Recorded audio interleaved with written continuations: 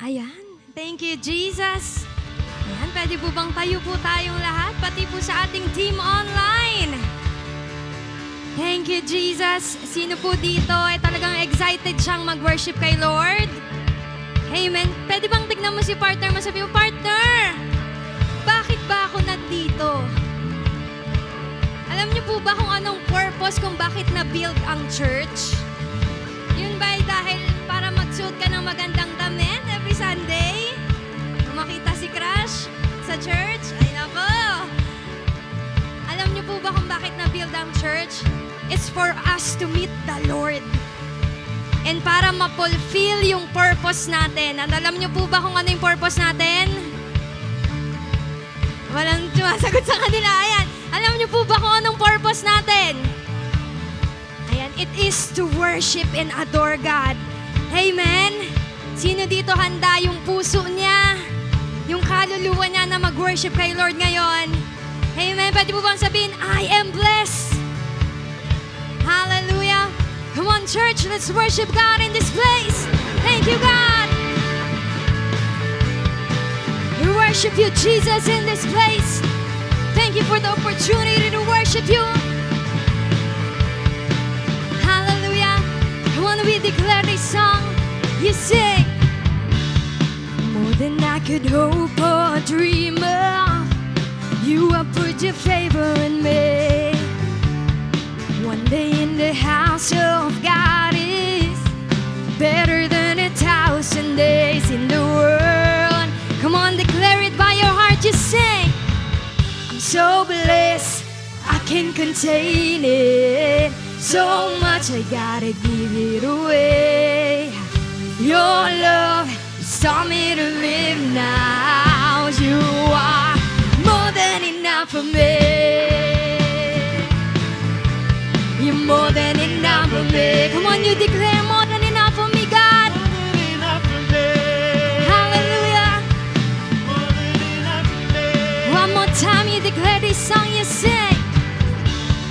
More than I could hope or dream of, you have poured your favor in me. One day in the house of God is, hallelujah, better than 1,000 days in the world.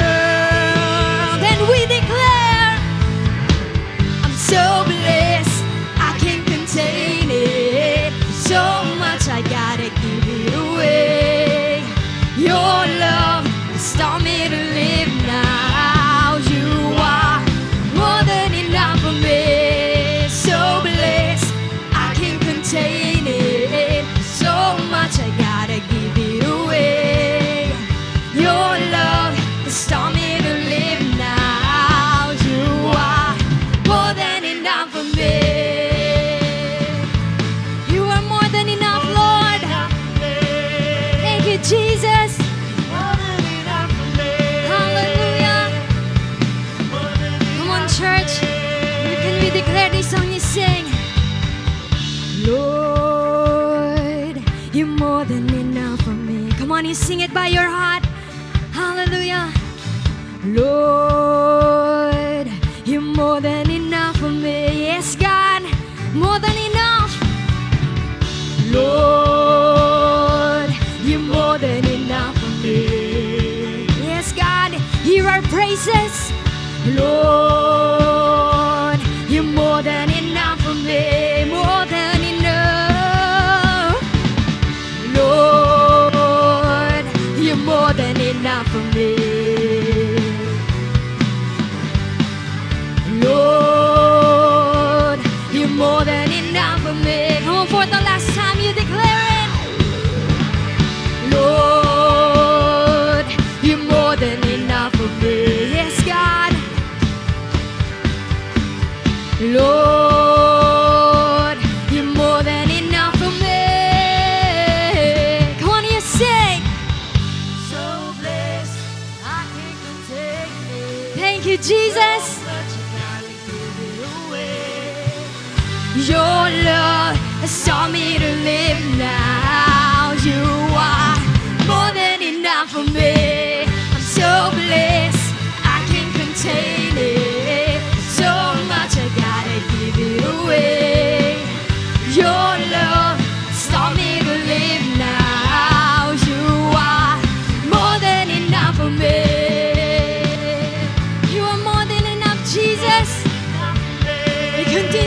worship and adore your name in this place. Hallelujah.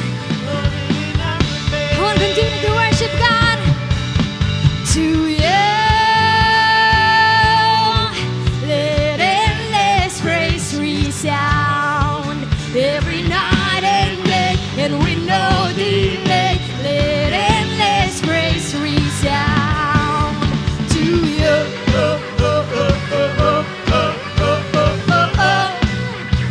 Let endless praise resound. You sing, you are God, our God, and we lift you up. We keep singing, we keep praising, we won't stop giving all we've got, 'cause you're worthy of all glory. No, there is no other. You are forever. You say, Lord over all. There's nobody like you, no one beside you. And everybody say, to you, let endless praise resound every night and day, and with no delay. Let endless praise resound to you.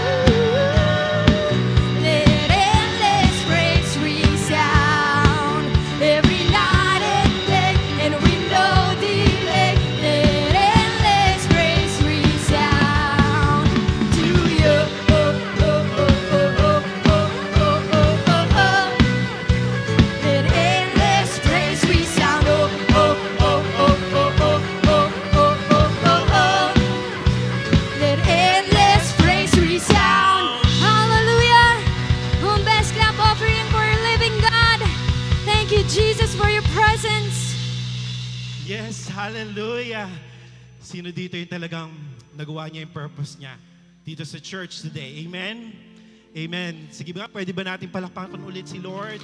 Hallelujah. Tunay sarap papurihan ni Lord. Amen. Pero hindi pa dyan natatapos sa lahat. Kasi we can give more. You know, your purpose here is not just to hear the word, but also to worship Him. Amen? So tara, purihin pa natin si Lord. Kasi yun yung deserve niya. So kung meron ka mang dala ngayon, okay, mas masarap magpuri kay Lord. Yung talagang tinapon mo na lahat yan.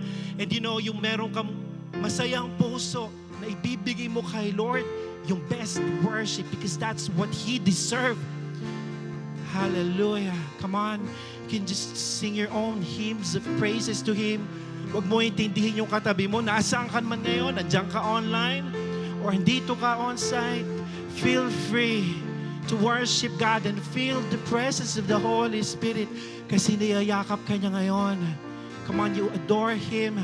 Give Him all the praises. Give Him all the best worship. Hallelujah. Come on, taas mo yung kamay mo kay Lord.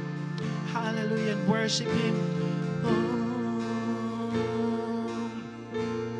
yes, Jesus. Come on, church, sing.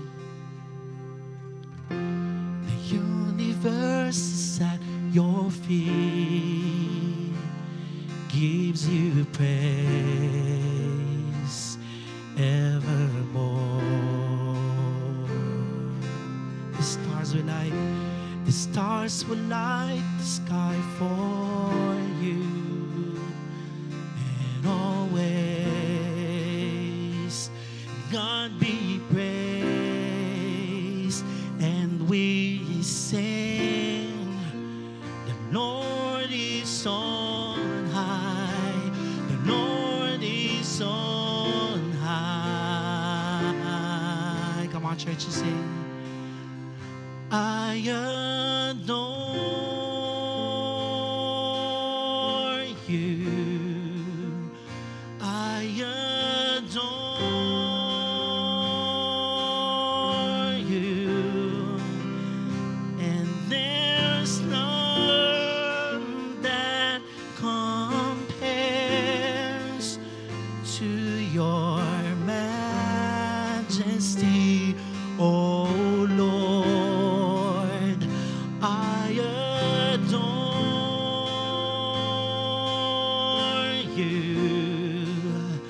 I adore you.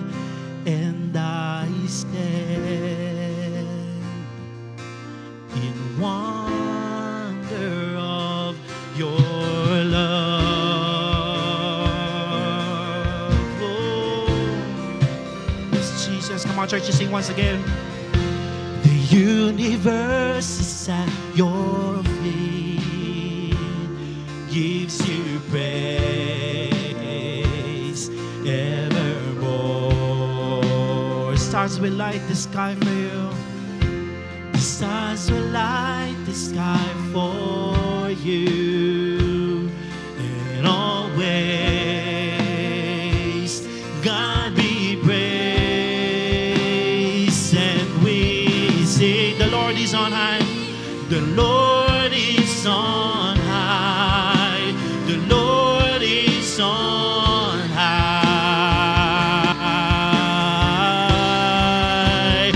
I adore you. I adore you. And there's none that compares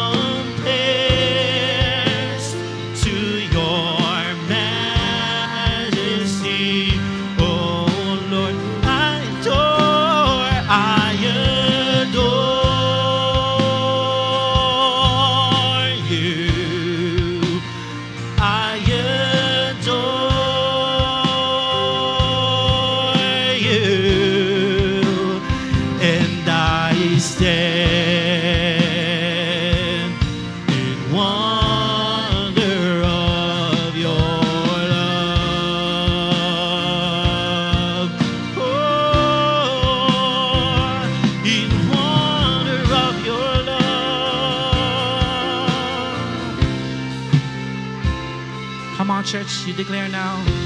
We will crown you King forever, living Savior, Jesus, Redeemer, Lord of heaven, Lord of heaven, robed in majesty, crowned in glory, creation adores you.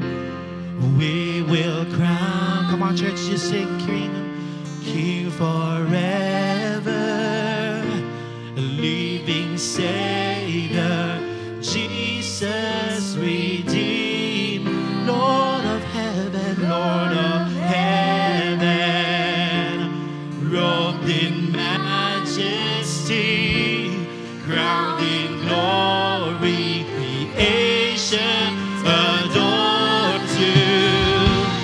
Holy, holy, God Almighty, and forever the Lord is exalted.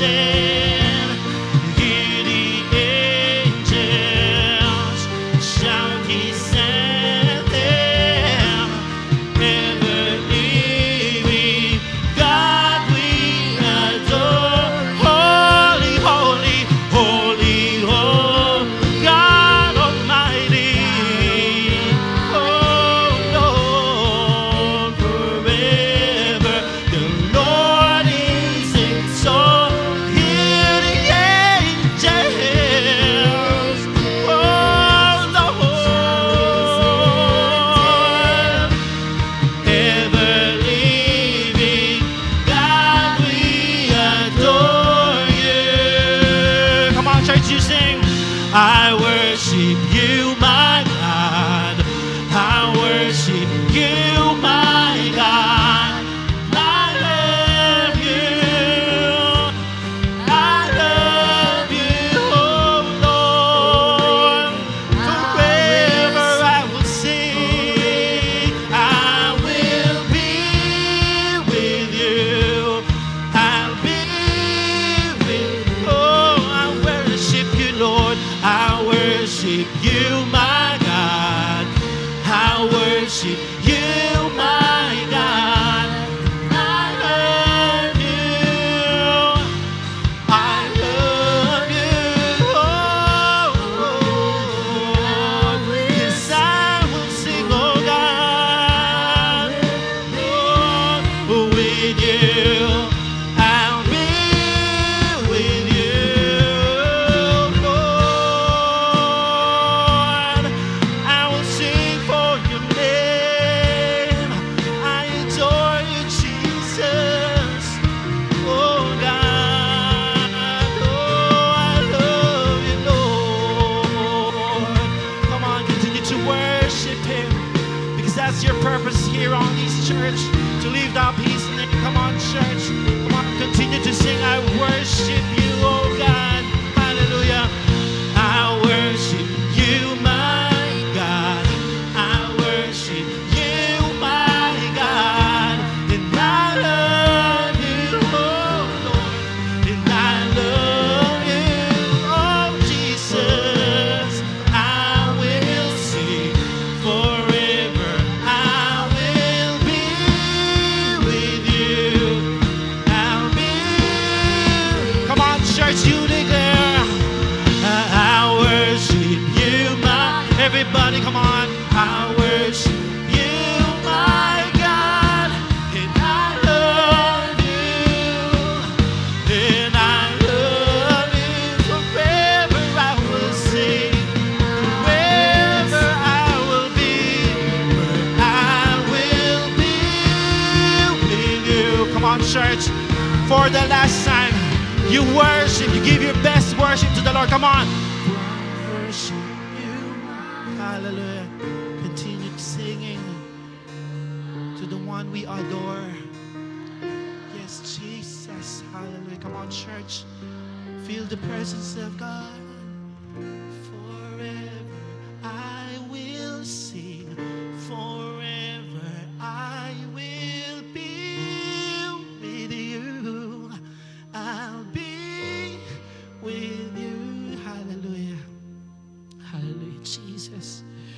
thank you, Lord, for allowing us, Lord, for this opportunity, Lord God, to worship you, to adore you, to lift your name, to give you all the praises, because truly that's what you deserve. And thank you, Lord God, for allowing us to do our purpose in this church, Lord. We thank you, Lord, for everything. That's why today, we will open our hearts to your word, Lord. Ibubukas namin ang aming puso sa iyo kasi we believe matindi ang gagawin mo ngayon, Lord God. That's why we will continue to worship you as we honor your word, Lord God. Maraming salamat po. Sa iyo lamang lahat ng parangal, ng papuri at pagsamba. Ito po ang aming panalangin sa pangalan ni Jesus. Ang lahat ay magsabi ng malakas na Amen. The best clap offering po para kay Lord. Hallelujah.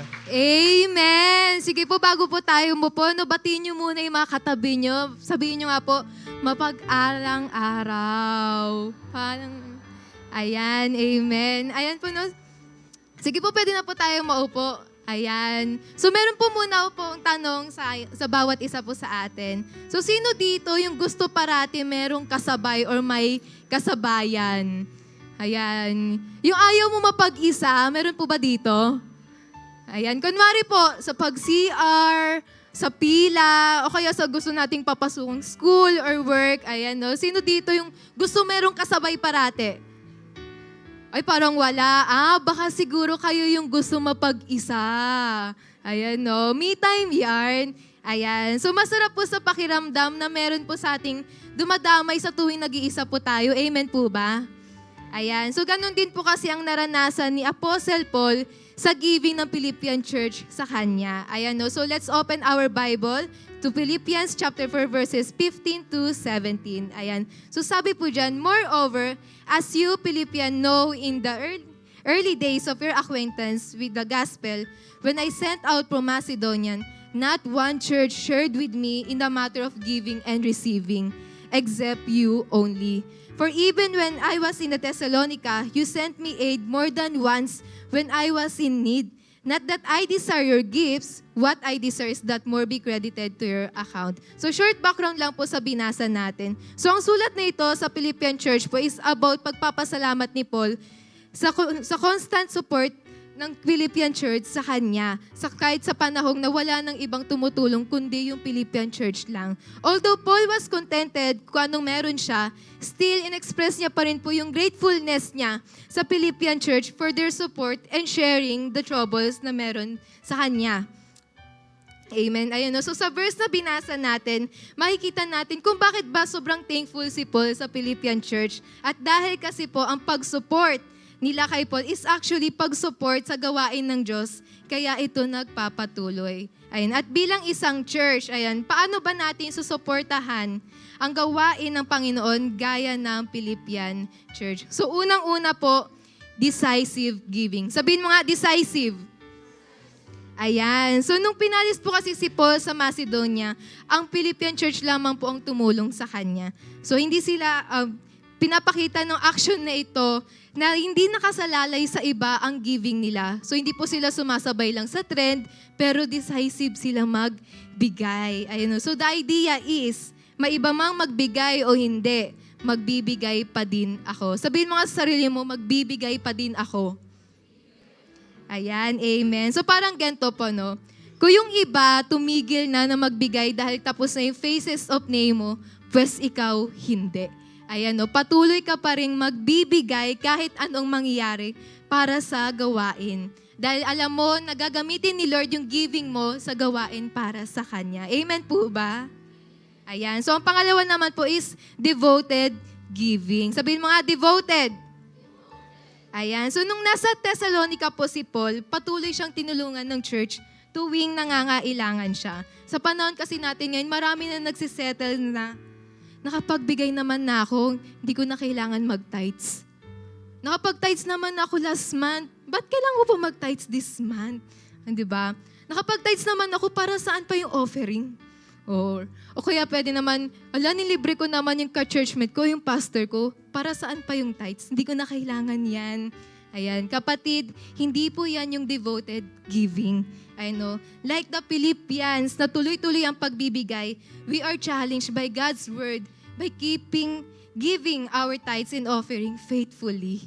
Kaya our principle or to this principle is, ang pagbibigay ko hindi nahihinto. Sabihin mo sa sarili mo, ang pagbibigay ko hindi nahihinto.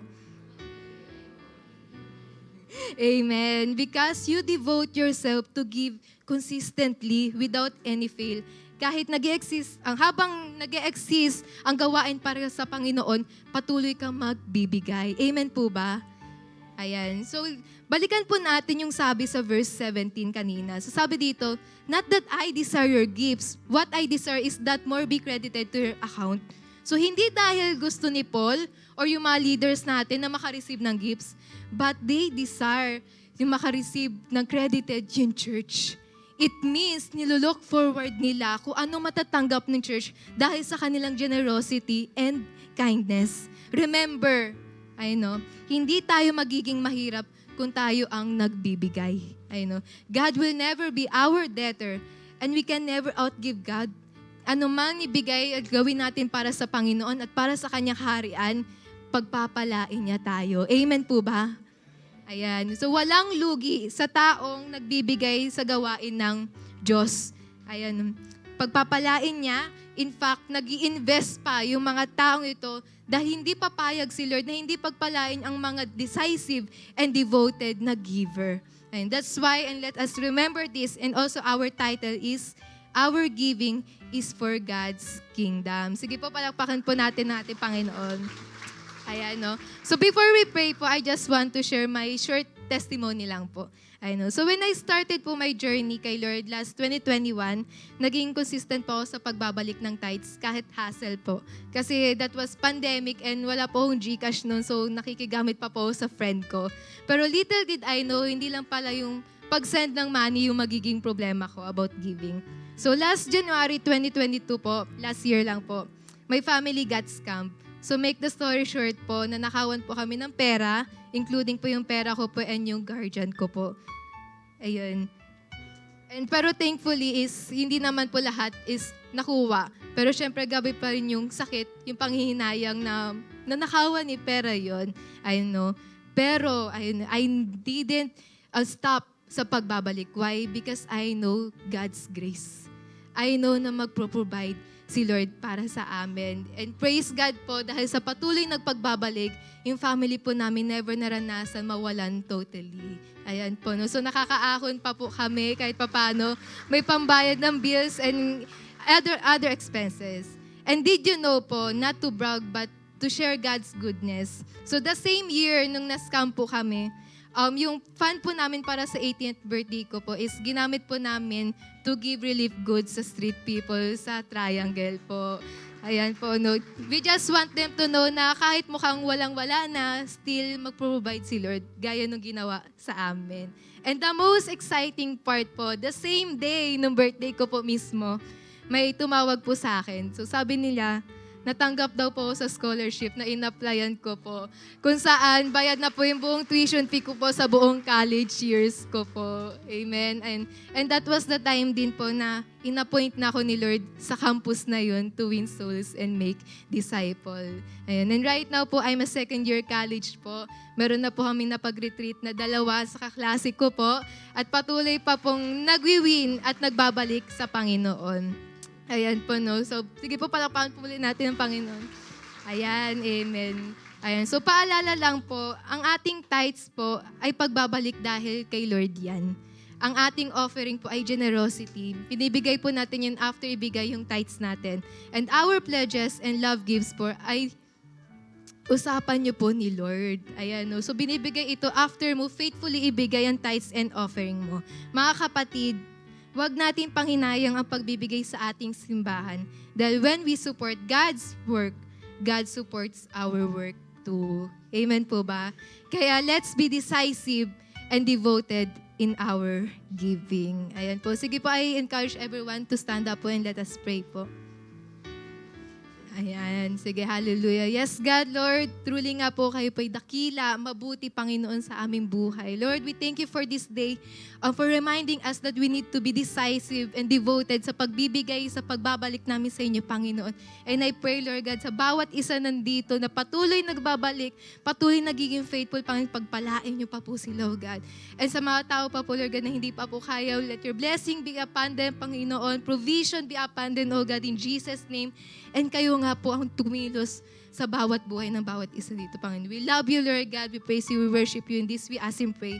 In Jesus' mighty name, amen. Thank you, Coach Jasmine, for the giving encouragement. Ayan, for our tithes and offerings po, we can send it through BPI account, GCash number, or directly here at church. Kaya naman, Light Family, let's give and give back with a devoted heart. Now, let's move on to our Light News. Be prepared for our Light Retreat preparation this coming October 14 na po yan. Saturday, 7 p.m. here at Light Church. And syempre, kaya may Light Retreat preparation dahil may pinaghahandaan tayong Light Retreat Batch 42. Ayan, so this coming October 20 po and 21, Friday, we have 6 p.m. to 9 p.m. And para naman po sa ating Saturday schedule, we have 8 a.m. to 9 p.m. So this will happen at Light Church Hall. Reminder na ang lahat ng magre-retreat ay kinakailangan pong umaten sa ating light preparation for some important instructions and information. Again, no light preparation, no light retreat policy po tayo. And that's all po for our Light News. If you have any other question or queries about the mentioned event, kindly contact your network leader or your mentor. And now, hindi natin palalagpasin ang pagkakataon na ito to greet our first-timers and new friends online and on-site. Ayan, para po sa ating mga online first-time viewers, ayan, if you want to be part of our growing family and this is your first time worshiping with us, kindly type connect sa ating comment section and right after this, for sure, someone will message you. And for our first-time visitors, we are glad that you are here right now and we would like to extend a warm welcome to everyone. Ayan, may mga first-timers po ba tayo dito? Ayan, pwede po ba tayong tumayo? Ayan, sige, tayo po tayo. Ayan, palakpakan po natin sila. Ayan, maaari na po tayong makaupo. And right after our service po, may kakausap po sa inyong saglit na saglit lang po sa ating consolidation area. And that's why huwag po tayong aalis agad-agad. Yes, and again po, para po sa ating mga first-timers, mapa-online or on-site man, Welcome to Light Family. Ayan, for our short activity po, pwede po ba nating itaas yung mga phones natin? Ayan, sige, taas po natin. Or any gadgets po na dala natin, itaas po natin. And check mo yung partner mo kung nakataas na ba yung gadget na. At sabay-sabay po natin tong isa silent mode or if possible po, itago po natin ito sa loob ng ating mga bag for us to be more focused sa word ng Lord for today. yes, ayan, kung nakatago na or naka-silent na ang ating mga devices, can we hear amen sa mga talagang excited na for this day? Ay, partner, parang hina ng energy nila. Ayan, again po, in 3, 2, 1, can we hear amen? Amen! Ayan, hallelujah. Ang palakpakan naman po natin ang Lord. So now, as we move on, let's prepare our hearts and minds because To deliver the Word of God, let us all welcome Pastora Jennifer Madronio. Magandang araw po. Batiin niyo naman po yung mga katabi niyo. Ayan. Baka hindi niyo pa po kilala yung katabi niyo, magpakilala po kayo. Ang dami po natin ngayon. Praise God, palakpakan naman natin si Lord. Wow. Kamusta po kayong lahat?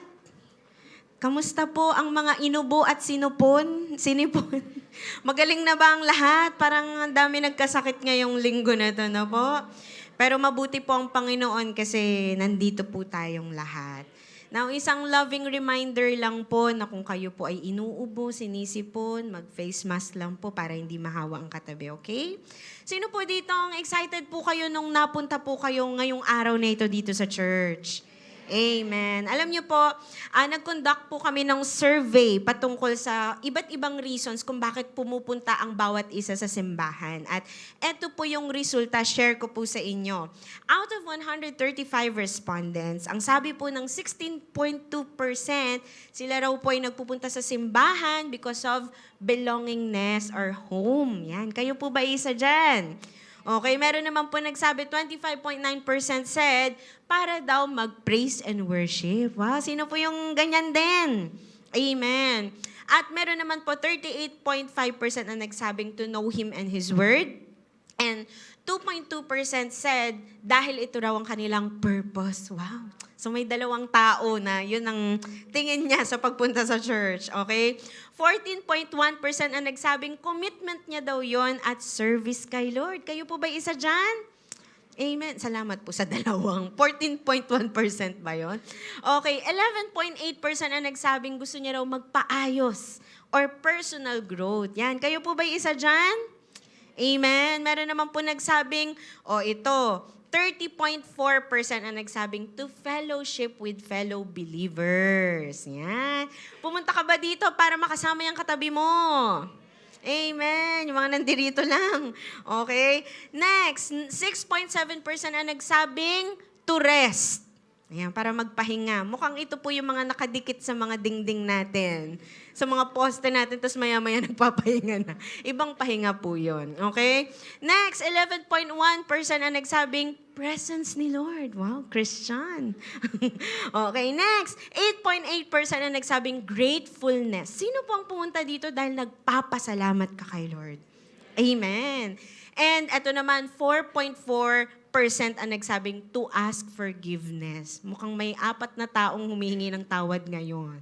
Okay. So, ang top 3 po natin ay, on 3rd place ay praise and worship. Wow. 2nd place, fellowship with other believers. At ang top 1 po na reason why most of us go to church is to know Him and His Word. Wow, pwede bang palakpakan naman natin si Lord sa mga taga-light na talagang mahal na mahal ang salita ng Diyos. Now, bakit po ba natin ito pinag-uusapan? We are in our new series entitled Open House. Sa sobrang open, full house na po tayo. Okay? And in this series, ipapakita po sa atin ng salita ng Diyos kung bakit ba binigay ng Diyos ang simbahan sa atin. And why God opened His sanctuary for all of us. So this series po is an invitation. Sabi mo, invitation. Yan. Invitation for all of us to come to Jesus and to His sanctuary, into His family, and para po maka-fellowship ang Diyos at ang kanyang pamilya. Now, for this time po, we will read from chapter 84, verses 1 to 4. Tatayo po tayong lahat bilang paggalang po sa salita ng Diyos. At sabay-sabay po nating basahin from the New American Standard Bible. Ready po? Psalm 84, 1 to 4. Ready? Let's read. 1 to 3, go. How lovely are your dwelling places, Lord of armies. My soul longed and even yearned for the courtyards of the Lord. My heart and my flesh sing for joy to the living God. The bird also has found a house, and the swallow a nest for herself, where she may put her young. Your altars, Lord of armies, my King and my God. Blessed are those who dwell in your house. They are ever praising you. Selah. Tayo pong lahat ay manalangin. Panginoon, maraming salamat po sa araw na ito. It is an honor, O God, to be in your presence in this place. Kami po ay dumako dito kasi naniniwala kami, O Diyos, na naging mabuti ka sa aming buhay. At karapat dapat ka pong paglaanan ng oras nito. Lord, we believe that this moment, O God, is holy. This moment, Panginoon, ay precious para sa inyo. Kaya naman, O Diyos, kaming lahat na nandirito ay buong-buong puso naming, Lord, inaalay sa iyo ang aming pagkatao, ang aming kaluluwa. And today, Lord God, we just want to honor you and worship you and say, Lord, you are welcome to do great things in our lives through your word. Dalangin ko, Panginoon, baguhin kami, kausapin kami. Lord, rebuke us, change us, encourage us by your word. And Lord, ikaw pong malayang kumilos sa aming kalagitnaan. Pinupuri ka namin, Lord, and we're expecting great things from you this day. Ito pong aming samot dalangin in Jesus' mighty name. Amen. Amen. Tayo pong lahat ay makakaupo. Okay. So, ang Psalm po na binasa natin, by the way, the book of Psalm po is a compilation ng mga awit. Now, ito pong Psalm 84, ang description niya po or title ng song is Longing for the Temple Worship. At nakalagay po sa ilalim yung instruction. Sabi, for the music director on the gittith, a psalm of the sons of Korah. Ibig sabihin po, itong awit daw na to, usually kinakanta po ng mga Hudyo sa saliw ng instrument na ang pangalan po ay gittith. So, ito raw po ay isang stringed instrument na hindi po, hindi natin alam kung ano yung itsura, basta stringed instrument po siya. At sinulat daw ang awit na ito ng mga anak ni Korah. Okay, now, sino po ba si Korah or Korah? Hindi ko po alam, bahala na kayo kung paano niyan gustong i-pronounce. Pero eto pong si Korah, pag trinace po natin kung sino siya, magugulat kayo kasi ang tao pong ito is infamous for being a rebel against God and Moses. Kini-question niya po kasi yung pagkakatalaga ng mga Levites sa tabernacle. So, well, in short, may disrespect siya sa tabernacle. Okay? Pero, nakakatuwang isipin kasi ang ironic doon, eto nga palang si Korah, alam niyo po paano siya namatay dahil sa kanyang rebellion? Nilamon po siya ng buhay ng lupa. Kakatakot, no? Okay? Now, pero ang ironic po doon, yung kanyang mga descendants ay nag-iba ng landas. Iba po, kung si Korah po ay wala siyang paggalang sa tabernacle, yung kanya mga naging descendants naman, grabe po yung paglilingkod kay Lord sa tabernacle at sa kanyang templo. In fact po, sa kanya nanggaling si Samuel. Si Samuel na isang prophet, si Samuel na binuhos niya yung buhay niya kay Lord. At yung tatlong great musicians po ni King David, namely Haman, Asaph, and Ethan or Jeduthun. Okay? Ito pong tatlong ito and their families serve the temple for the glory of God using their musical skills. Magagaling po sila, talaga mga skilled na mga musicians. Okay? At isa nga po ang Psalm 84 sa mga composition nila. Sila po ang gumawa nito. At ito po yung pagkakasulat nila nung verses 1 to 4, lines 1 to 4. Basahin po natin sa Pinoy version. Ang sabi niya po, O Lord na makapangyarihan, ang ganda ng temple mo. Gustong-gusto ko sa temple mo, Lord. Gusto ko talagang pumasok doon. Buong puso ko at kaluluwa tuwang-tuwa. Wow! Kumakanta sa Diyos na buhay. Sino dito nung pumasok ka dito, tuwang-tuwa ka? Amen. Sabi niya po, kahit ang maya tumitira doon at nagpupugad din doon ng mga ibon, inaalagaan nilang kanilang mga anak, malapit sa altar mo, O Lord na makapangyarihan, aking hari at Diyos. Blessed ang mga nakatira sa bahay mo, lagi silang kumakanta ng papuri sa iyo. Wow. So, ito pong psalm na ito, according po kay Charles Spurgeon, Psalm 84 was entitled to be called the Pearl of Psalms. At ito daw po, kaya po siya tinawag na Pearl of Psalms kasi it is the sweetest of all the Psalms of peace. Ang sweet niya, para siyang sinusulat sa isang iniibig. Pero ang pinatutukuyan niya dito is the house of God. Okay? Now, so dahil po sa series na ito, iniisa-isa po natin yung identity ng house of God. Today po, we will begin with this. Our topic today is entitled, House of Praise, Tara Samba. Okay, palakpakan po natin si Lord. Sabihin mo sa katabi mo, tara samba. Sino po dito ang nagpunta sa church para magsimba? Taas po ang kamay. Amen. Sino naman dito nagpunta sa church para sumamba? Taas po ang kamay. Amen. You know, alam ko po na sa panahon ngayon, ang hirap mag-invite ng tao to say, tara, simba tayo. But you know what? I think there's another difficulty dahil ito naman ay para sa mga taong pumupunta sa church, pero they lose the right attitude in coming to church. Nagsisimba pero routinary na lang. Nagsisimba kasi pinilit nung nanay. Sino dito kinurot ka ni nanay mo kanina bago ka pumunta dito? Halika na dito, halika na, magbihis ka na. ayoko nga.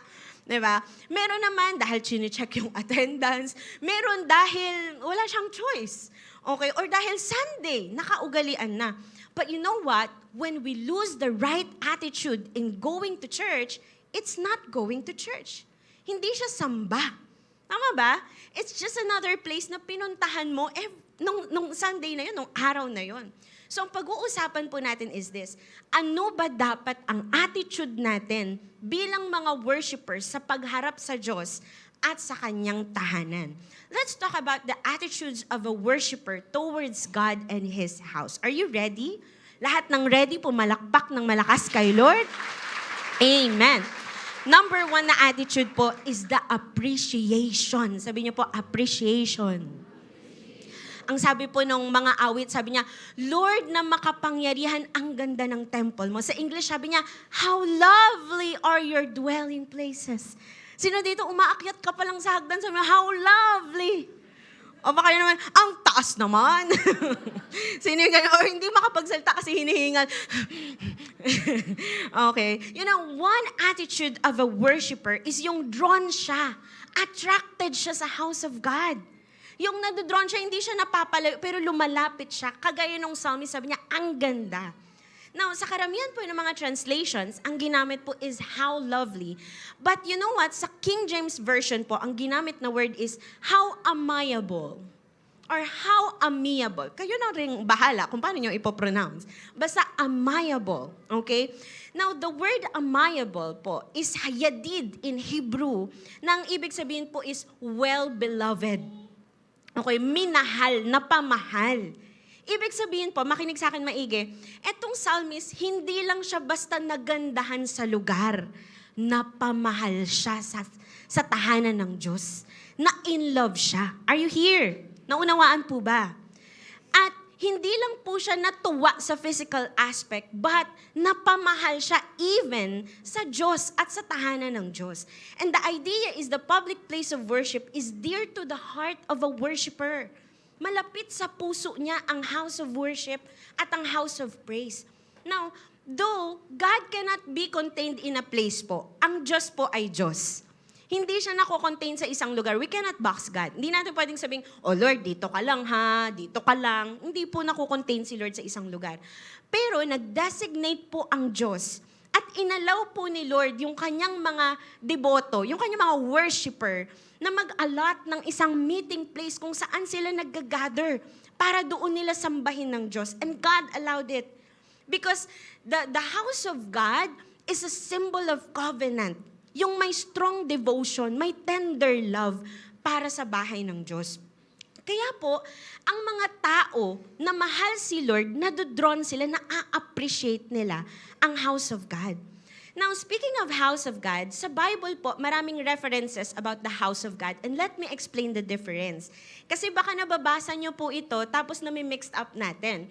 So let me explain.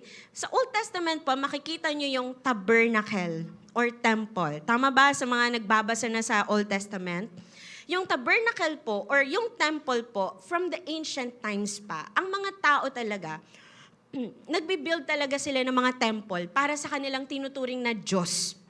Okay, doon sila nananalangin, doon sila sumasamba, and that's a symbol of their worship and devotion towards their God.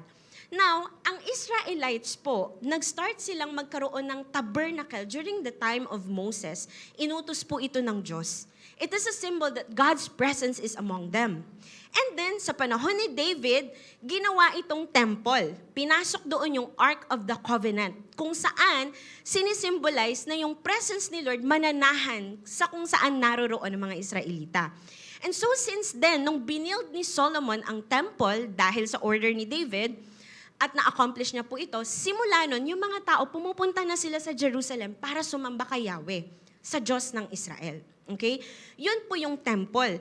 Noon, wala pong ganito yung teaching of Word of God. Pumupunta lang sila sa temple para mag-alay ng pagsamba. Nagbibigay sila ng mga hayop, tapos pinapatay yung hayop, tapos ino-offer kay God, nagbibigay sila ng pera, ng mga kabuhayan nila as a sign of their worship. Yun po yung worship sa temple. Okay? Now, pagdating ng New Testament, meron tayong tinatawag na synagogue. Sabihin niyo po, synagogue. Ang synagogue is not a temple. Okay? Let me just get that right.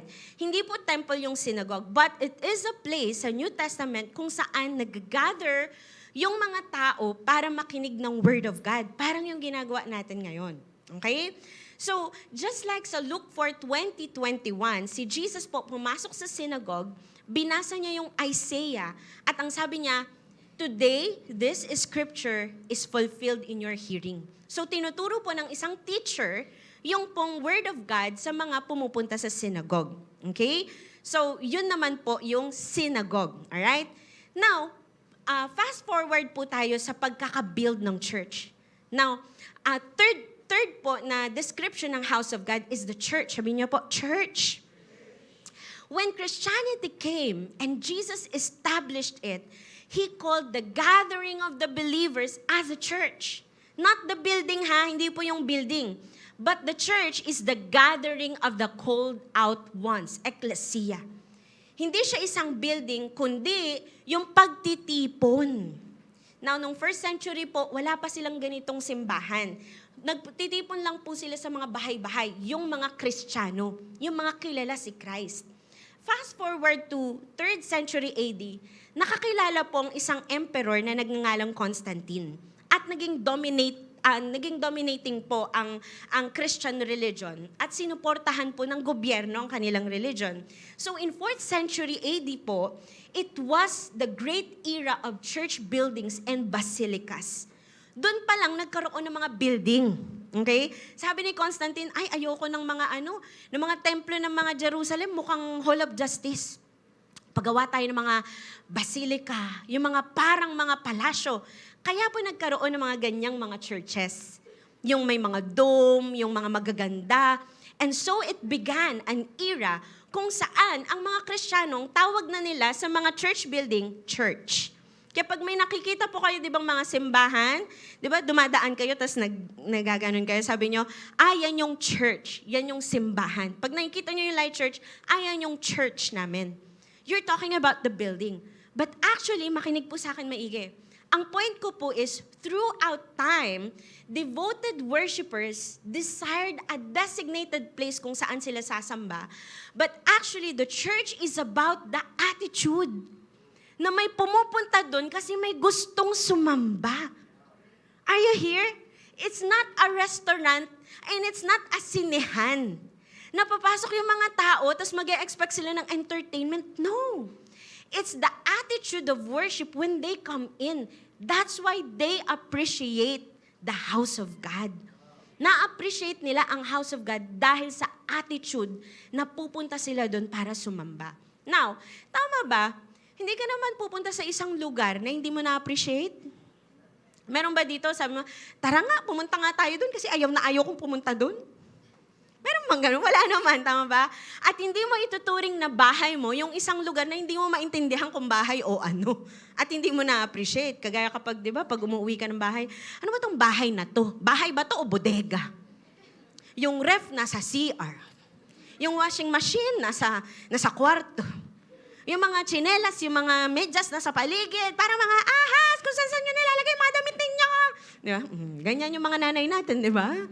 Naintindihan ko na yan ngayon kasi nanay na rin ako. Ganyan na rin ako. Diba? So, hindi mo ma-appreciate yung isang lugar kapag wala kang sense of home. Right? Tama po ba ako? But one who appreciates the house, say, ang ganda naman dito. Ang sarap naman puntahan nito. Ang sarap naman mamalagi dito. Tama ba? Tama po ba? Na ang tanong, how about the house of God? What do you feel now? Anong nafe-feel mo? Sino po dito na-appreciate nyo ang Light Church? Sino dito nagsasabi, ang ganda ng light? Parang konti na lang O yung iba naman, ang gaganda ng mga taga-light. Alam ko yan, lalo na yung mga lalaki. Pare, punta tayo sa Light Church. Daming maganda.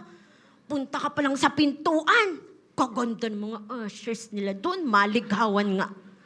Mga motibo niya, alam ko yan. Mga nasa sulok dyan. Okay, joke lang. You know, but syempre, hindi lang yun tungkol sa, alam mo yun, sa mismong lugar. But you appreciate dahil alam mo yun yung place kung saan we gather to worship. Amen? Kaya po mga kapatid, ito po yung heart ng leadership ng church kung bakit po tayo nag-e-extend ng church. Ayan, pakita nga po natin yung mga updates natin dyan. Yan, tignan nyo po yung mga bagong ganap sa ating extension po ng church. May mga pintura na siya. Ayan, so kaya po natin ginagawa tong extension kung bakit araw-araw may tumatrabaho po dyan, may naglilinis, may inaayos dito rin sa sambahan, may naglilinis, both physically and spiritually. It's because we appreciate the house of God. Amen? Pwede ba palakpakan natin yung mga taong patuloy na nagtatrabaho, nagbo-volunteer, at nag-faith promise sa ating church? Wow. You know mga kapatid, as a worshiper, sana hindi mawala sa puso mo yung appreciation sa house ni Lord. Amen po ba? That's why you are drawn to come. Kaya ka attracted to come, hindi ka pinipilit. Because you appreciate the house of God. Napamahal ka sa bahay ng Diyos. Amen? Sino po dito mga napamahal sa bahay ng Diyos? Palakpakan po natin si Lord. Number 2 na attitude po ng isang worshiper towards the house of God is the appetite. Sabi niya po, appetite. Tingnan mo yung katabi mo, nagutom. Okay? Sabi po dun sa verse, gustong gusto ko sa temple mo, Lord. Gusto ko talagang pumasok doon. Buong puso ko at kaluluwa, tuwang-tuwa, kumakanta sa Diyos na buhay. Wow! Yung psalmist po, nagsimula siyang sa pagtingin sa kanyang mata na appreciate niya by the eyes, tapos pumunta doon sa longing ng soul. Pumunta doon sa puso niya, tapos nag-manifest sa katawan niya, kaya siya kumakanta ng papuri sa Diyos. Now, the word soul po dito is nephesh. Sabi niyo po, nephesh. Yan yung hindi ako. Manifesh. Makapal ako eh. Okay. Nephesh is also appetite or desire or passion. Sabi niya, my soul longed and even yearned. At yung yearned po dito actually is the word fainted. Fainted, ibig sabihin, nahimatay. Sino dito nahimatay ka kasi hindi ka nakapag-church? Parang wala yatang ganun, no? May kakilala ko nahimatay nung nag-church. Ano ba yan? Ang init. Okay, eto po, nahimatay daw siya sa sobrang pangungulila. Sa sobrang paghahanap ng hina daw siya. Siguro sabi nyo, ang OA naman, pastora, hindi lang nakapag-church, nang hina na, nahimatay na.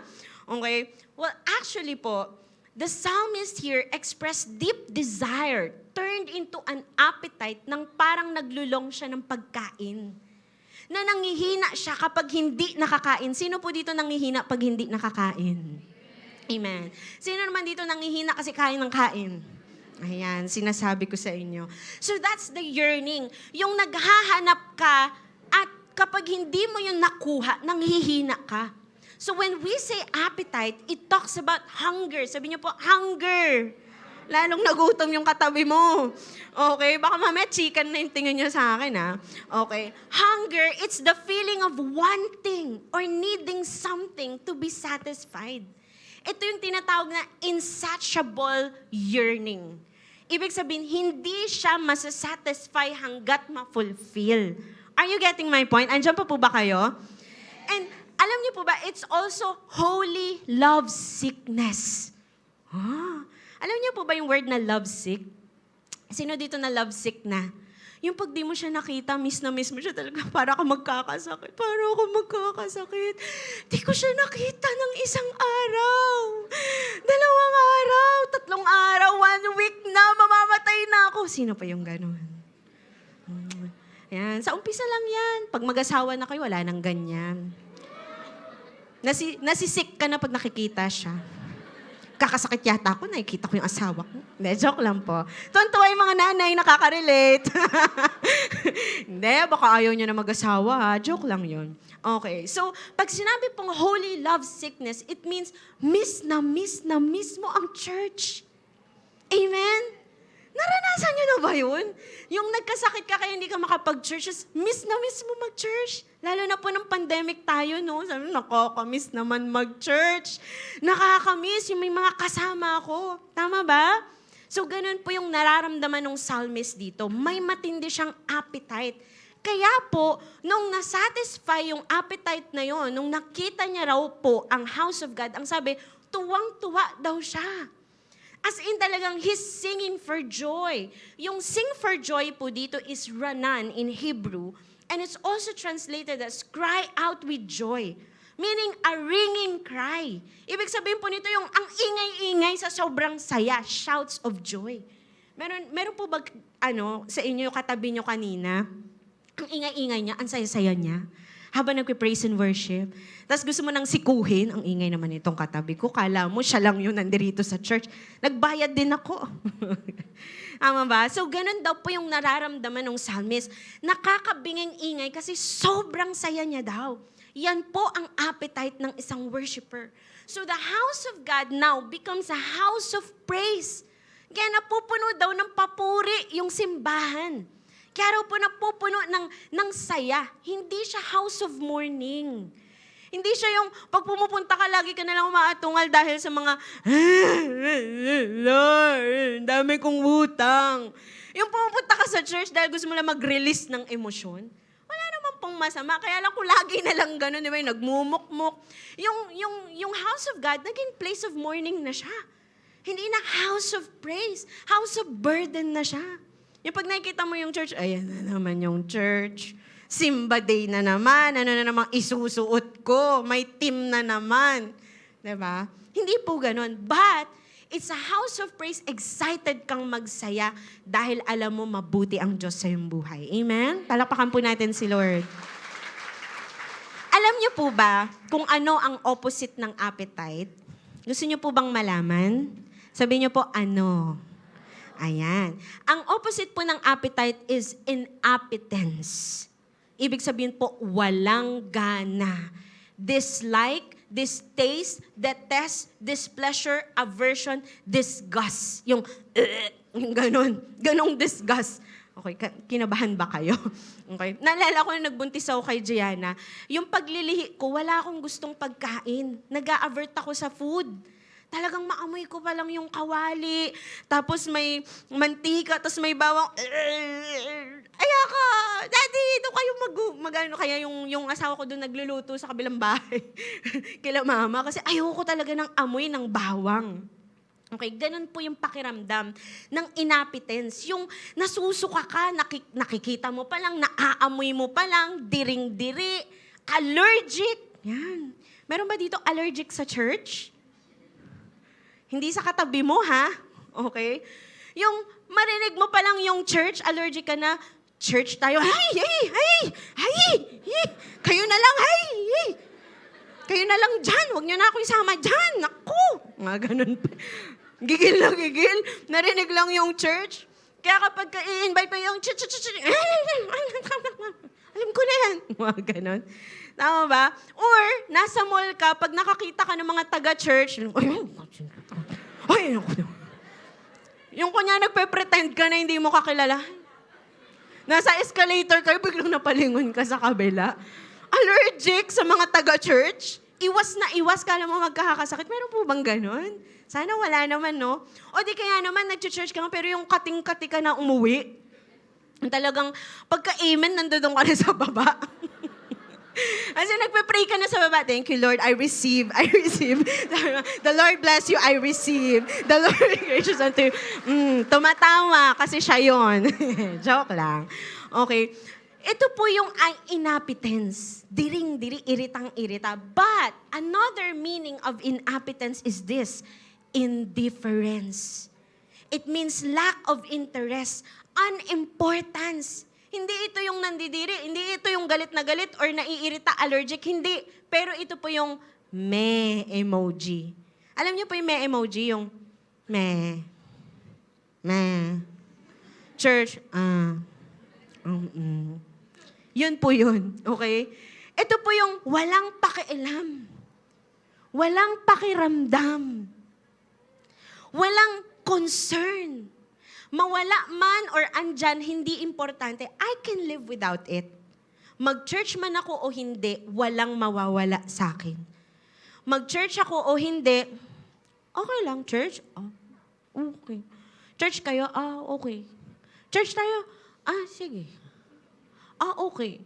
Yung pumunta sa church na walang nangyari, umalis sa church nang walang nangyari. Pumunta sa church na walang nagbago, umalis sa church nang walang nagbago.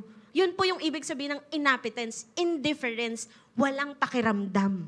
Are you getting my point? And nakakalungkot pong isipin na maraming tao ngayon, wala nang appetite magsimba, just like the worshipers. Are you here? Na ang church is okay. If I go, I go. If I can't go, I can't go. Pero wala namang mawawala sa akin. Gawa ba ito ng pandemic or ng pag-online na lang kahit kayang-kaya naman isang tumbling na lang nasa church na wala namang sakit, nag-online pa rin? Shout out sa mga nasa online dyan. Or gawa ba ito ng hirap ng buhay, ng priorities? I don't know. But what I'm sure is this. Hindi na lang po mga non-Christians ngayon ang allergic sa church. There are also Christians who won't go to church. Bakit? Dahil may inappetence na. Walang gana. Hindi niya nakikita yung importance ng pagpunta sa church. Hindi niya nakikita na gusto niyang sumamba. Ngayon, even Christians display indifference and say, I can live without going to church. I can live without a life group or devotion because it's not my priority. Sabi mo sa katabi mo, sad. Pero alam niyo po kung bakit ang worshiper, ang tunay na worshiper may appetite sa worshiping God or sa house of God. Ang sabi po dun sa verse, my heart and my flesh sing for joy to the living God. Dahil ang appetite niya ay nanggagaling sa rejoicing over the living God. Dahil alam niya yung pinupuntahan niya sa church is not just the building. Ang pinupuntahan niya sa church is not just the people, but it's the living God. Buhay ang Diyos na pinupuntahan niya. Amen?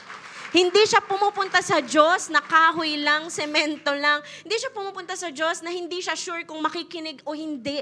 Pumupunta siya sa Diyos na alam niya buhay. Nagre-receive ng worship niya, nagre-receive ng panalangin niya at nakikinig at nanonood sa Kanya. Parang mangingibig na excited makita ang Kanyang sinisinta. In the same way, kapag ang worshiper po, pag nalalayo yan sa house of praise, kapag hindi na yan nakakapag-worship kay Lord, miss na miss niya. Miss na miss ko, Lord. Miss na kita, Lord. Hinahanap niya yung place of worship niya. Kaya ganun na lang ang celebration niya pag napapadpad siya sa simbahan. Amen? That's why there's praising. That's why there's rejoicing. Bakit? Because only God can truly satisfy our soul. Mga kapatid, only God can satisfy the longing of your heart. Pwede bang palakpakan natin ang Panginoon? And number 3 po na attitude ng isang worshiper in coming to God in His house. Number 3 is the adoration. Ang sabi po dun sa last verse, kahit ang maya tumitira doon at nagpupugad din doon ng mga ibon, inaalagaan nilang kanilang mga anak malapit sa altar mo. Lord na makapangyarihan, aking hari at Diyos. Blessed ang mga nakatira sa bahay mo. Lagi silang kumakanta ng papuri sa'yo. Now, since this is a song, it is natural for the composer na gumamit po ng poetic comparison. Kaya siya nagbanggit po ng mga ibon. Ine-express niya po yung kanyang worship. At dinamay niya po itong swallow at yung sparrow. Okay? Yun po yung mga ibon na nabanggit dito. Na nahanap daw po, naging tambayan daw nila yung temple. At meron pa na naglagay daw po siya ng kanyang pugad or nest malapit sa templo or sa altar ng Diyos. Now siguro tinatanong ninyo, Pastora, ano naman kinalaman ng mga ibon na yan sa pagpunta ko sa church? Magdadala ba ako dito ng mga ibon, mga manok? Hindi po ganun yung ibig ko sabihin. Okay? Now, little birds, ang mga maliliit po kasi ng mga ibon, they cannot dwell sa isang lugar na puno ng chaos, ng gulo. Kapag may galit sa kanila or may threat, yung may mga ngain sa kanila, ganyan, tatakbo sila palayo. Ayaw yun ng mga swallow at sparrow. So, in short, ang mga ganitong klase ng ibon, nananahan lang sa mga lugar na peaceful. Sa mga lugar where there is peace. Okay? So, nung ginamit ng psalmist, itong illustration na ito na may mga ibon sa temple, it means, in the house of God, there is peace. Peace ang meron ng Diyos sa tao. Kasi kung wrath of God, kung si Lord ay galit, hindi mga sparrow at swallow ang nandoon. Alam niyo po kung ano? Uwak. Nag-aabang sila ng mga papatayin ng Diyos at kakainin nila yung laman. Kasi yun po yung itsura ng judgment ng araw. Mga uwak ang nandoon. But because of the presence of the swallow and the sparrow, it means God is not that angry God na kapag lalapit yung tao, ano, di ka na naman nag-devotion? Ba't ka nag-church? Anong karapatan mong pumasok dito? Hindi ganun si God. It shows that God has peace with man. Are you getting the point? Na pag lumalapit ang tao sa Diyos, hindi siya galit na Diyos. Siya ay Diyos na mahabagin. Siya ay Diyos na gracious. Siya ay Diyos na gustong kumonek sa tao that now man can approach God. Amen po ba? Kaya po, ang illustration na ito, kasi po nung araw, opposite po ito dun sa, sa mga Israelita na lumalapit sa temple, nagtitremble sila. Takot na takot sila kasi si Lord, pag dumarating, dumadagongdong, may apoy. So, ayaw nilang lumapit kay God. That's the opposite nung pinakita po ng psalmist dito. So, this illustration po of birds show that God's house is among us, not for us to experience the barrier between God and man, but for us na i-approach si Lord in worship freely and with peace. Amen po ba? Kaya ngayon, pag lumalapit tayo sa Diyos, hindi ka na yung, Lord, mga konti lang, dito lang ako. Hindi ako lalapit sa'yo. Hindi po tayo natatakot. Meron na po tayong peace with God. Amen? And another po na inobserve ng psalmist is yung sabi niya, how blessed are those who dwell in the house of God. Sabi niya, buti pa yung mga nakatira doon. Araw-araw napapapurihan nila si Lord. Ito yung emotion ng isang taong nalayo sa temple. Namimiss niya at naiinggit siya dun sa mga laging nakakapag-worship kay Lord. Amen. Now, ito pong mga ito, kaya sila nakakakanta at nakakapagpuri kay Lord kasi malapit sila na a-approach nila ang house of God. Now, makinig po sa akin maigi, tingin po dito. A deeper meaning of this verse ay nandoon po sa fact that the birds and the dwellers dun sa temple ay nagpupuri sa Diyos ng walang hindrance. Sabi niyo po, hindrance. Walang humahadlang sa kanila. And it speaks of creation's peace with God. Na ngayon, ang mga nilikha ng Diyos ay payapa nang makakalapit kay Lord.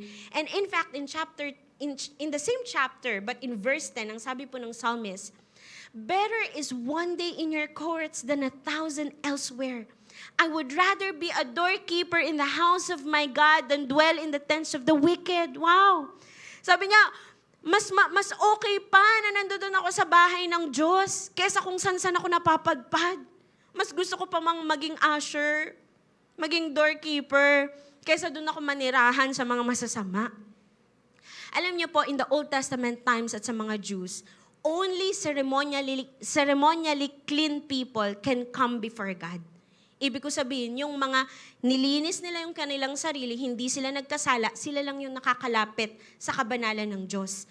Pero makinig po sa akin maigi, nung dumating ang Panginoong Jesus upang bayaran ang ating mga kasalanan and to make us right with God, there is no longer any barrier between God and us.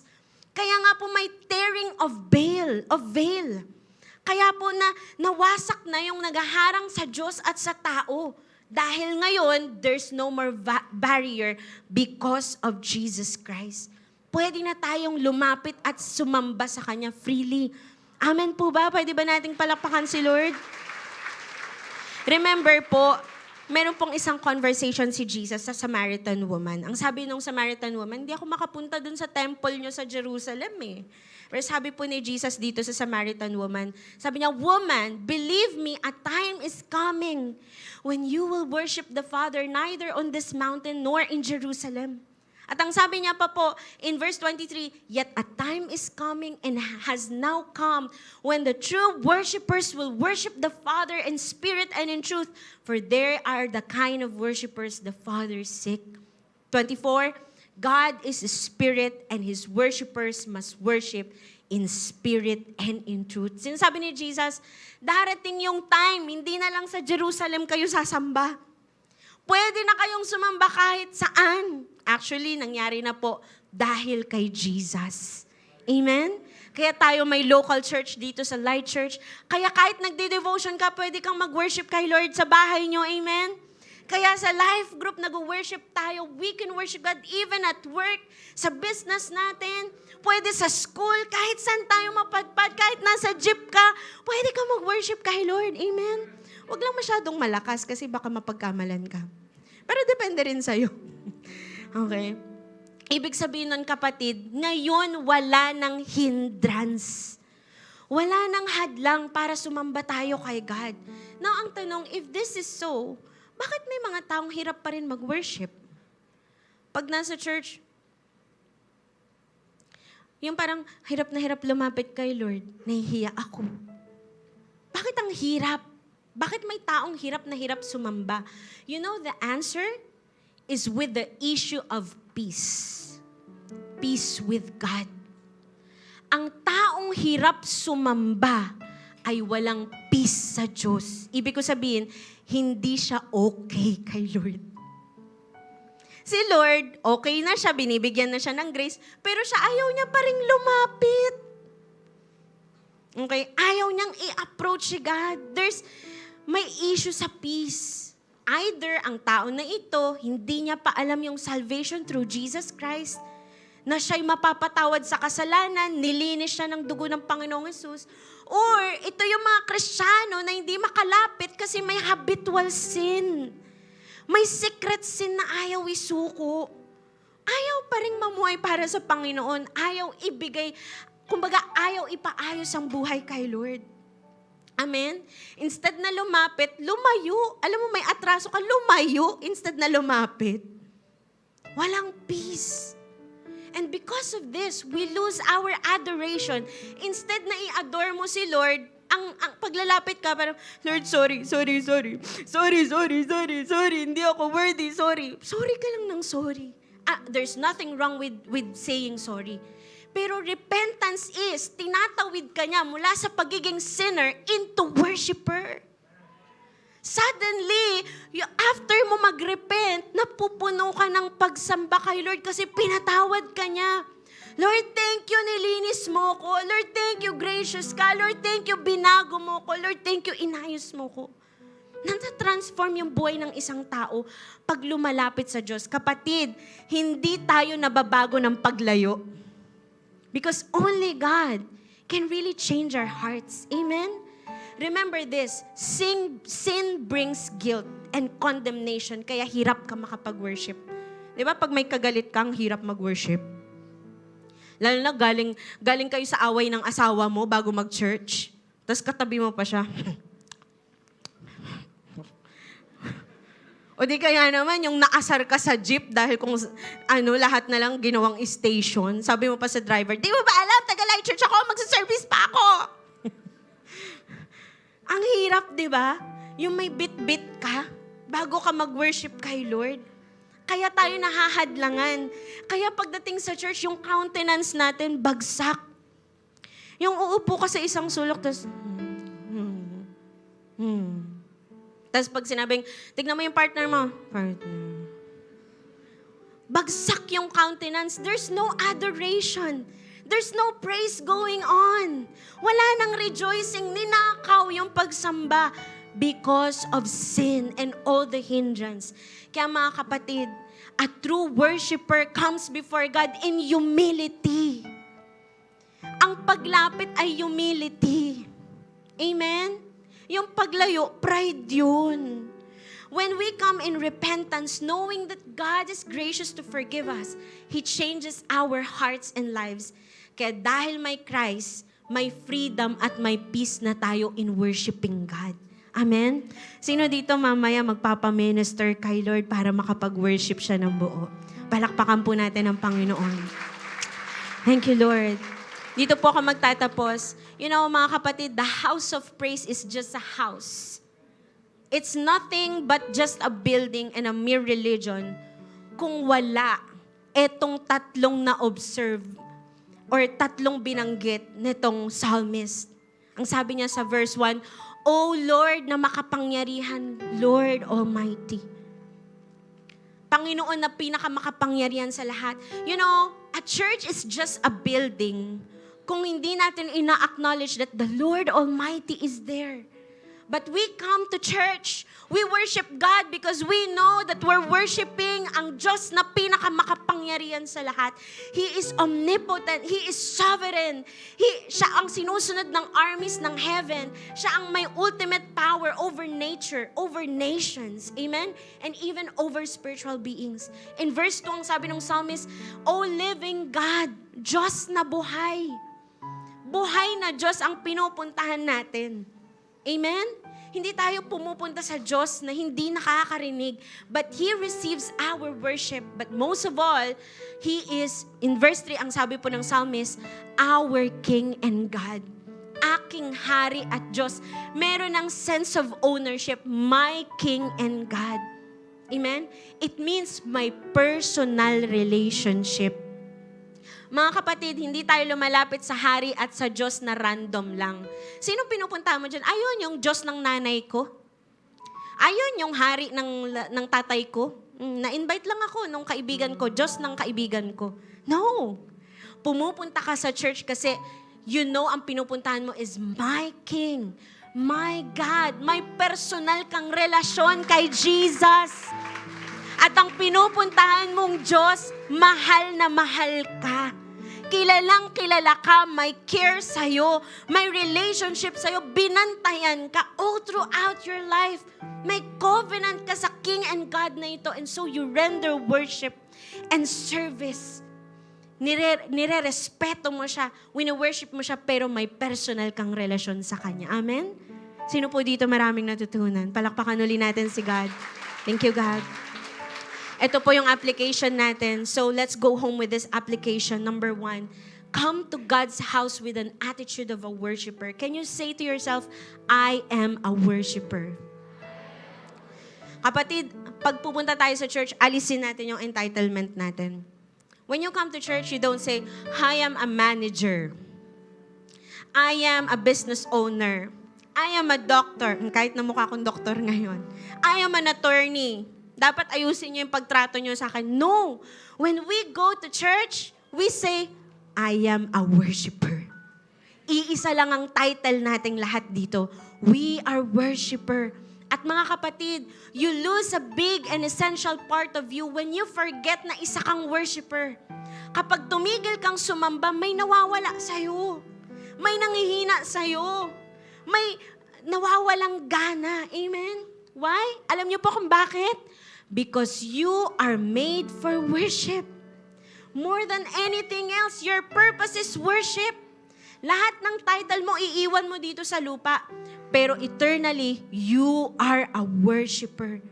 Kaya lagi mo yung itatatak sa puso mo. Sa tuwing aakyat ka ng simbahan, magde-devotion, mag-life group, you give your best.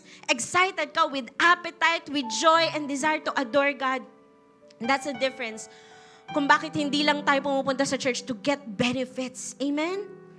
Hindi ka pupunta ng simbahan na may dalang popcorn. Alam mo yun? Kaya hindi tayo parang sinihan, may dalang popcorn, tapos naghihintay kung panoorin ko nga, magaling ba yung worship team ngayon? Alam ko ba yung kanta? Very good. Nagkamali yung drummer, mali yung beat.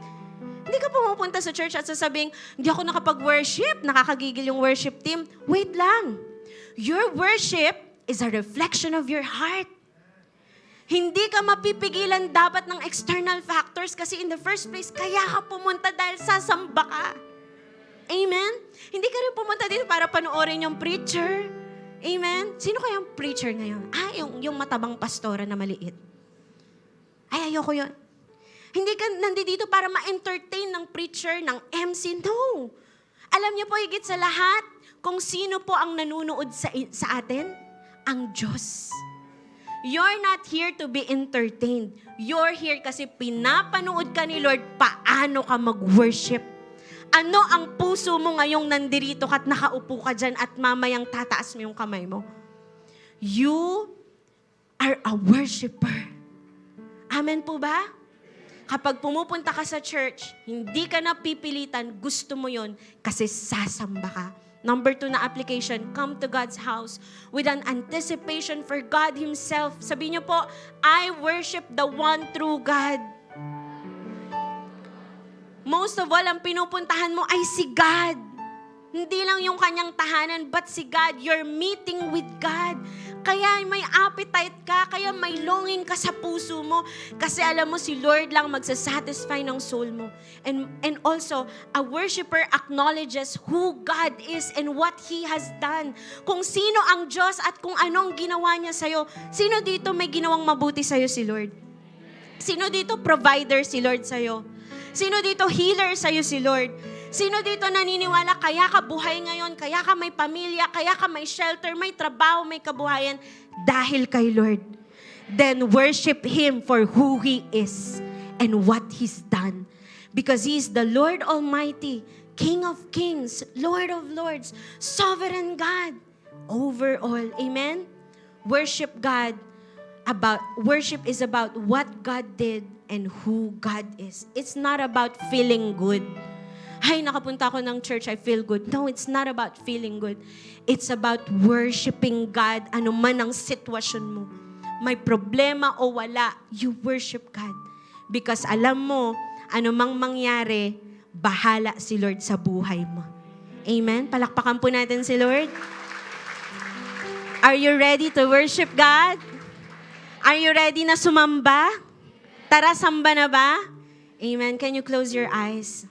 Habang ikaw ay nakapikit, maaari mo bang ilagay yung iyong kamay sa tapat ng iyong puso? Kapatid, sasamba tayo kay Lord ngayon and we will offer Him the worship He deserves. Pero bago yun, kamusta ang worshiper's heart mo? Kamusta ang puso mo? Bago tumugtog yung kaluluwa mo ng musika para sa Panginoon, ito na muna natin yung puso na yan kasi baka nag-iba na ng tono. Baka nasintonado na yung puso na yan. Baka may mga bagay na naghihinder kaya hindi ka na makapag-all out na worship. Nawalan ka na ba ng gana? Nalayo ka na ng tuluyan? Is there unconfessed sins? Habitual sin na nagiging hadlang kaya punong-puno ng guilt at condemnation at hindi ka makalapit kay Lord? Is there idolatry? Baka mas mahal mo na yung ibang bagay, ibang tao, ang pera o ano paman, ang kabuhayan, ang pamilya, kesa kay Lord. Kaya hindi ka na makasamba, nanakaw ang yung worship. Is there hatred? May galit ba sa puso? Bitterness, ill feeling, inggit, materialism? Kaya ang hirap-hirap sumamba, hindi mo may taas ang yung mga kamay. Or baka may inappetence na, wala nang gana. Baka nasa point ka na wala na lang sa'yo kung mag-worship ka o hindi. And every Sunday is just another Sunday that went by. Routinary na lang ang lahat. Tradisyon na lang ang pagsisimba. Hindi ka na naglulong na sumamba sa Diyos. If that is the condition of your heart, kapatid, it's okay to be humble right now and come to God. Walang mapapala ang taong layo ng layo. Walang mapapala ang taong ma-pride. Walang mapapala ang taong ayaw magpaayos ng puso kay Lord. But right now, humble yourself. Humble yourself and open your heart. Ialay mo yung puso mo sa Diyos sa mga oras na ito. Ipabago mo kay Lord. Come on, manalangin ka. Pray a prayer of repentance. Pray, come on, personal prayer. Open your mouth. Begin to pray. And sabi mo, Lord, ibalik mo ako sa puso ng pagsamba. Kapatid, let me just remind you, gumawa na si Jesus Christ ng paraan para hindi ka na matakot na lumapit sa Diyos. Para wala ng guilt, shame, condemnation sa tuwing ina-approach mo si God. So that we can have peace in Him, worship Him freely, express our love for God. para manumbalik tayo sa heart of a worshiper because that's our purpose. And it's about time to go back to that. Bumalik ka sa puso ng totoong pagsamba by repentance. Come on. Humble, humble. Kung meron naman dito yung pinagdaraanan mo na mabigat na sitwasyon ang dahilan bakit di ka makasamba ng malaya, instead of singing for joy, naging pagluluksa na lang, pagmumukmuk na lang ang pagpunta mo sa church. Kapatid, God cares about you. Hindi ini-invalidate ni Lord kung ano may nararamdaman mo. But kapatid, magtiwala ka sa Diyos. Ang pagsamba mo ay sign ng iyong pananampalataya na hindi ka pababayaan ng Diyos. But just go back to being a worshiper. It's not about being in a good situation. Huwag mong hintayin gumanda ang sitwasyon bago ka sumamba. Pangit man ang sitwasyon, sumamba ka pa rin. Dahil si Lord ang bahala sa'yo. It is about understanding who God is in your life and what He has done. At kung alam mo na ngayon, ready ka nang bumalik sa pagsamba at gusto mo na dakilain ang Diyos sa buhay mo, right now, can you stand on your feet and worship God with a worshiper's heart? Balik tayo sa tunay na pagsamba. Come on. Balik, balik, balik, balik. Worship, worship, worship, worship. Coming back to the heart of worship. And it's all about you. It's all about you, Jesus. Come on, it's not about you, it's about Jesus. Surrender every garbage sa Kanya. Lahat ng hadlang, lahat ng hindrance. Come on, give Him everything.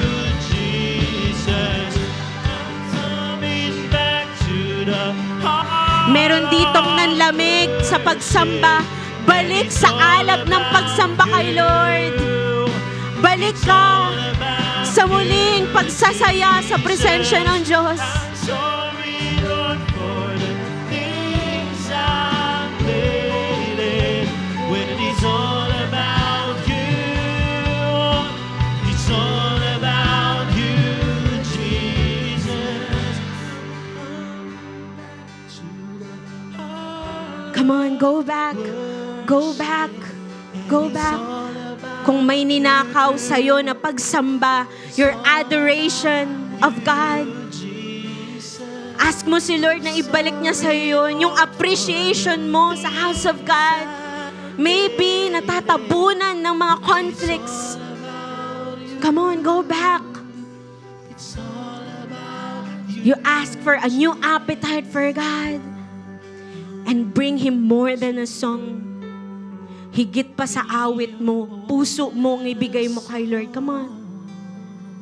Bigay mo ang puso mo sa Diyos. Hindi ka magsisisi. A life with God is the best life ever lived. Be a worshiper. Not just a churchgoer, but a worshiper. And this time, alalahanin mo kung sino ang Diyos sa buhay mo. Sino si Lord sa buhay mo? How did you come to understand who God is? Alalahanin mo yung mga ginawa niya sa'yo. Paano kanya tinayo mula sa hirap, sa mga sitwasyon na hirap ka. Paano kanya niligtas? Paano kanya pinatawad?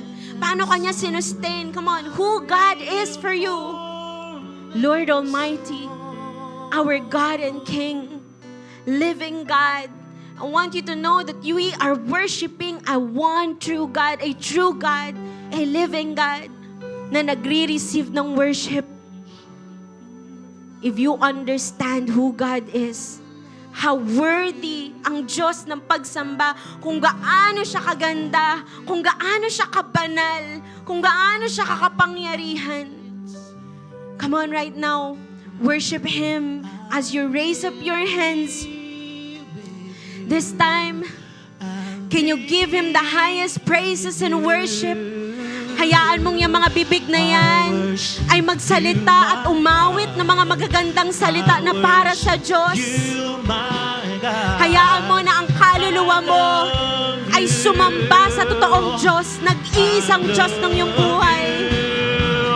Forever As you sing these songs, know that God receives your worship, best worship that He deserves. Come on, sing our worship. I worship you, my God. I worship you, my God. And I love you. Express your love for the I Lord. love you. Come on, raise up your hands. Forever I Come on, will church. sing. Forever The presence of the Lord is I will here. be He with deserves the you. best worship. I'll be with you. I worship you. You, my God. Oh, I worship I you. worship you, my I love you, God. Jesus. You. I love you, Jesus. Come on, sing. Forever I will sing. Forever I will be with you. Come on, the highest praises that He deserves. Sing, I worship you, my God. I worship you, my God. I worship you, my God.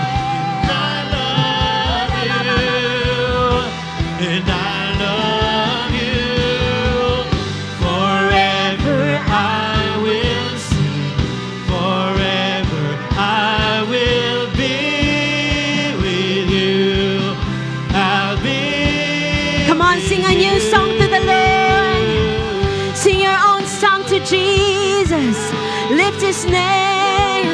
Lift His name up high. He is worthy. He is holy.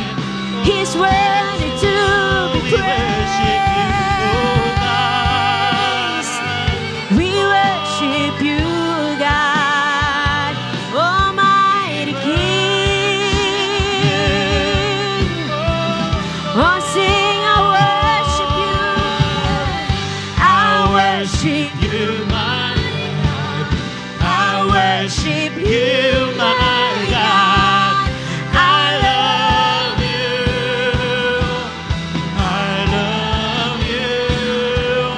Forever I will sing. Forever I will be with you. I'll be. Come on, sing just the voices now. I worship. Come on, at the top of your lungs. Come on, shout it out with thanksgiving. We love you, Jesus. Forever I will sing.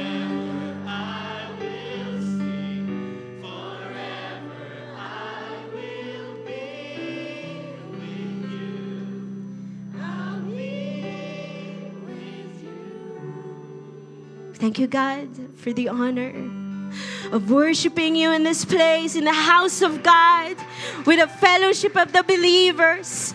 Thank you, Lord, na binilang mo kami sa iyong pamilya at meron kaming pribilehiyo na sambahin ka. Salamat, O Diyos, Diyos na makapangyarihan sa lahat. Buhay na Diyos, aming hari, aming Diyos, aming Panginoon, pinupuri ka namin, karapat dapat kang sambahin, and you deserve nothing but the best, O God. We thank you, Lord, we honor you, and we bless your name, O God, and we give you all these praises in Jesus' name. Come on, the best clap offering to God. Yung pinaka-the best, yung deserve ni Lord, come on. Come on, let's sing for joy. Hallelujah! Thank you, our living God. Ayan sa mga habol po ng kanilang tithes and offering. Dito na lang po sa harapan sa basket. Thank you, God, for your word. Thank you for reminding us our purpose, that is to worship you. Come on, can we sing this song? You sing. More than I could hope or dream of, you have put your favor on me. One day in the house of God is better than 1,000 days in the world. Come